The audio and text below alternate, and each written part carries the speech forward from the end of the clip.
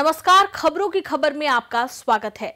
छत्तीसगढ़ में एक के बाद एक होने वाली हार के बाद कांग्रेस पार्टी के भीतर शुरू हुई आपसी कलह अब सड़क पर आ गई है।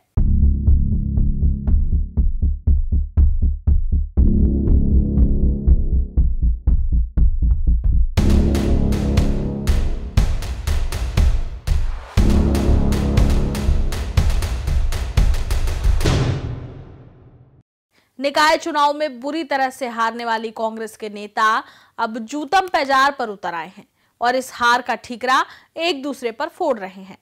माना जा रहा था कि इस हार के बाद कांग्रेस के भीतर आत्मचिंतन और हार की समीक्षा का दौर शुरू होगा। नेता इस हार की जिम्मेवारी लेकर आने वाले दिनों की रणनीति तय करेंगे, लेकिन हार के शुरुआती 1-2 दिन तो कांग्रेस पार्टी के भीतर सन्नाटा पसर गया।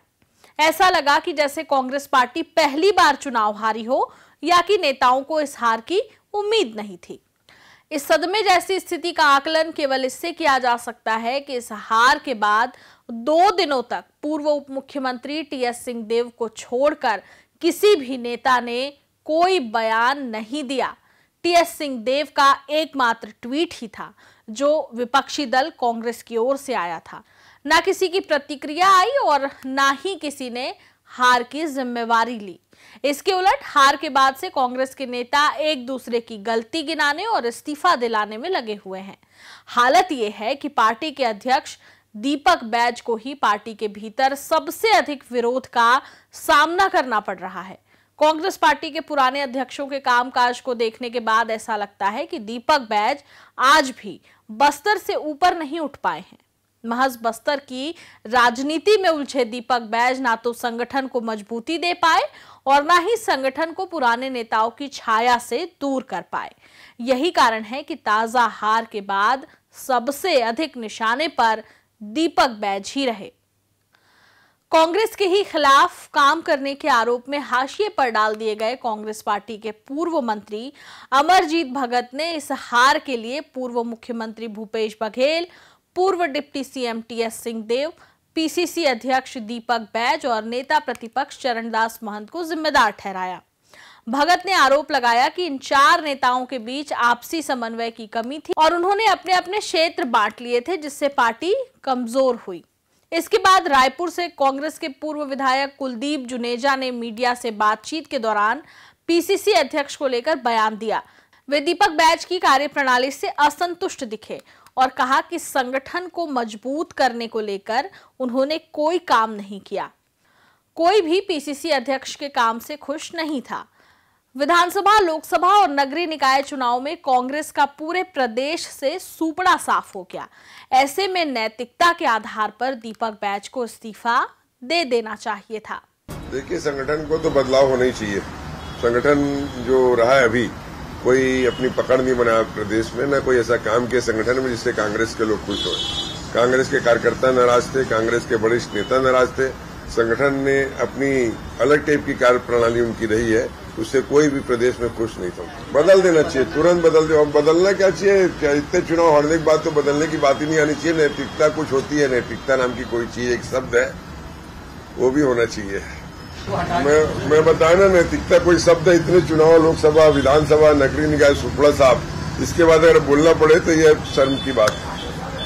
कुलदीप जुनेजा के बयान पर पीसीसी चीफ कहां शांत रहने वाले थे। आपसी खींचातान सामने आई और तैश में उन्होंने भी कुलदीप जुनेजा को आड़े हाथों ले लिया और कहा कि कुलदीप जुनेजा लगातार प्रिंट और इलेक्ट्रॉनिक मीडिया में बयानबाजी कर कांग्रेस की हार को लेकर पीसीसी अध्यक्ष के लिए अनर्गल बयान दे रहे हैं, जिसको लेकर बाकायदा उन्हें कारण बताओ नोटिस भी जारी किया गया है और 3 दिन के भीतर जवाब मांगा है।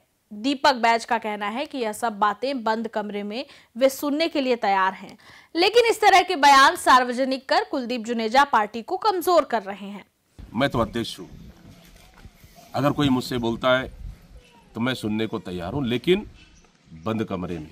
मैंने कहा पार्टी का गाइडलाइन है, पार्टी का अनुशासन है कि पार्टी के हमारे नेताओं को, हमारे कार्यकर्ताओं को कब बोलना चाहिए, कहाँ बोलना चाहिए, किस परिस्थिति में बोलना चाहिए, वो सब चीज़ उनको सब पता है। लेकिन इस तरह से बयान देकर कुछ लोग पार्टी को कमज़ोर करना चाहते हैं कि आज छत्तीसगढ़ में कांग्रेस कमजोर नहीं है।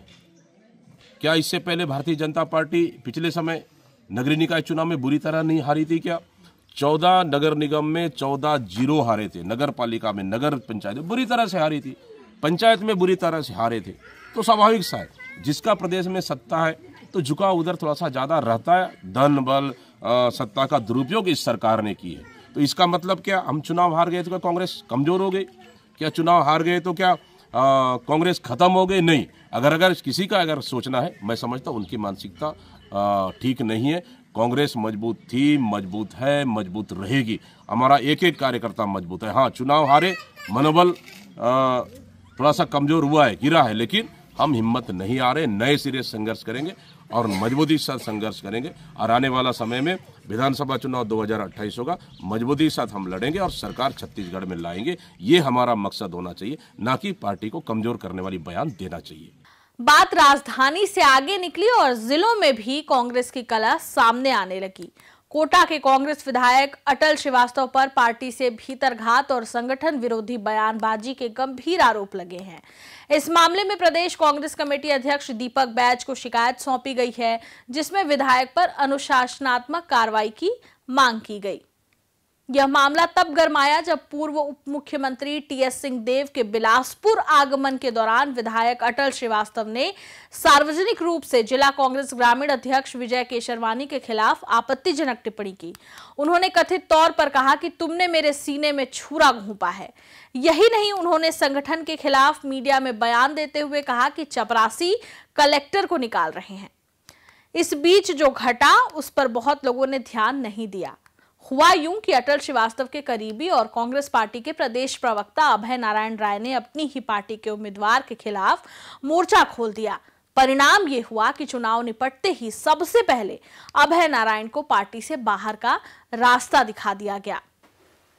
हम और जिला कांग्रेस कमेटी के शहर अध्यक्ष ने इस अनुशंसा के साथ कि उनको कांग्रेस पार्टी से निष्कासित किया जाए, और वो कांग्रेस पार्टी के अध्यक्षों के ऊपर अनर्गल आरोप लगा रहे हैं, अशोभनीय भाषा का प्रयोग कर रहे हैं और कलेक्टर, चपरासी कलेक्टर को निकाल रहा है। तो आखिर वो किसको कलेक्टर कहना चाहते हैं, इसको लेकर कांग्रेस पार्टी ने आज अनुशंसा की है उन्हें कांग्रेस से निष्कासित करने। इसके अलावा भी पार्षदों की ये आम शिकायत रही है कि संगठन ने ना तो चुनाव की ढंग से रणनीति बनाई और ना ही उम्मीदवारों को कोई आर्थिक मदद पहुंचाई। भीतरघात की शिकायत तो आम है। जाहिर है कांग्रेस की शिकवा शिकायत पर भाजपा भी कहां चूकने वाली थी। आइए भाजपा के भी बयान सुन लीजिए।